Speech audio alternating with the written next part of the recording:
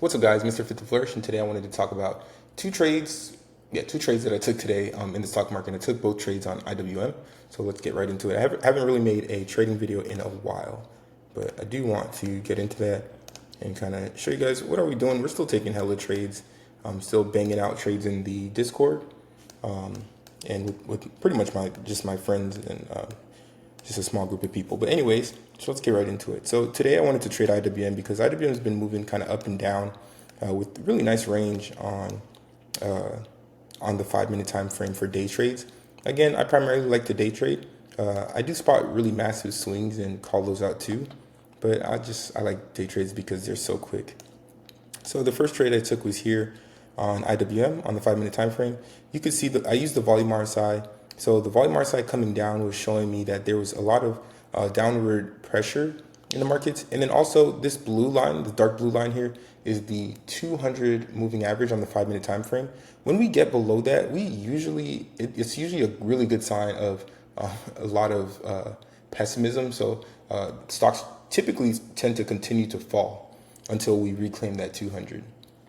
So, and then you can notice my key levels, again, they're pretty much the best in the world. But anyways, took puts on the way down, made 40% on these puts here, exited on this second bar just because I noticed like after 15 minutes, the first 15 minutes of market, we usually get like these reversals or we kind of do some weird stuff. So I kind of get kind of paranoid there. But yeah, so we got that nice move down. And then what we did was we tapped this key level at 243.76 on IWM. And what I really liked about that tap was we ended up making, let me zoom in a little bit.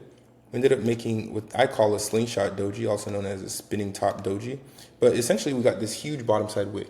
And big bottom side wicks are indicators of buying pressure, or buyers stepping in. Not the car VIN, but yeah, buyers stepping in.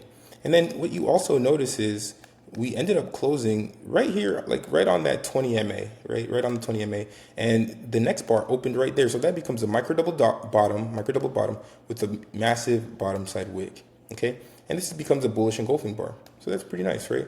And I'm like, okay, so this looks like it's just going to be a complete reversal. So usually the way the market works is we go from key level to key level. Okay, so we go from this key level, and then I was like, okay, so the next key level is up here at 246. So 43.76 to 246 is a $3 move. I was like, oh F no, I'm taking advantage of this.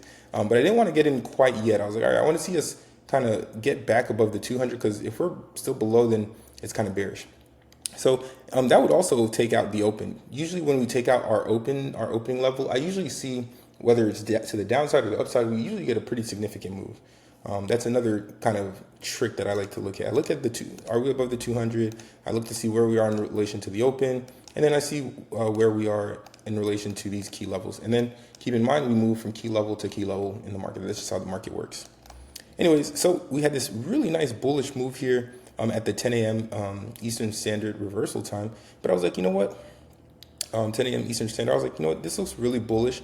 We took out the open and we're back above the 200 moving average. And not only that, but the volume RSI was spiking pretty dramatically.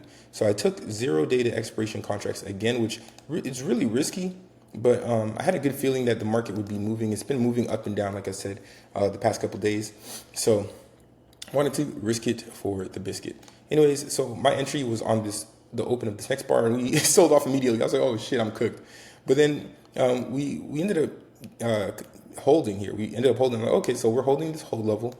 We're holding above the 200 moving average. We're above the 9 MA. The volume RSI is picking up. I was like, dang, man, like just move. So on this big move here, I was up like 30%, and then we kind of went down again. I was like, oh man, this is not looking good. And then we started pulling back really hard here, and I'm like, damn, now I'm down 11% after being up 30%. And then on this move back up, I was like, all right, I'm just gonna let this go. And then I ended up exiting here on the tap of our key level. So I actually held.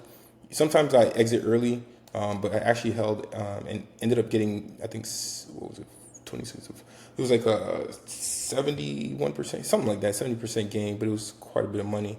But yeah, ended up exiting here at this 246.19 key level.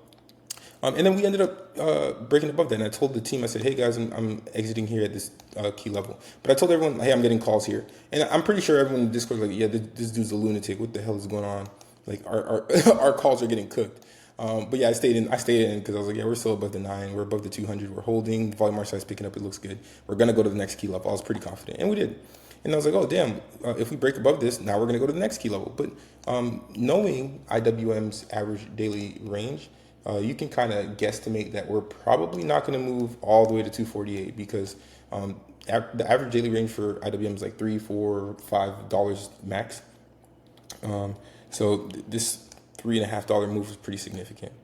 But anyways, yeah, we ended up continuing above, and at this point and this point here, those contracts were well over like 200%. But I don't know what they were. I exited at that key level tab. But yeah, basically the basis for this was, all right, so we had that micro double bottom, bullish engulfing bar. I like to trade breakout, so it looked like we had a nice break above this level, break above the 200 moving average. We're above the 9 and the 20. Volume market size was picking up.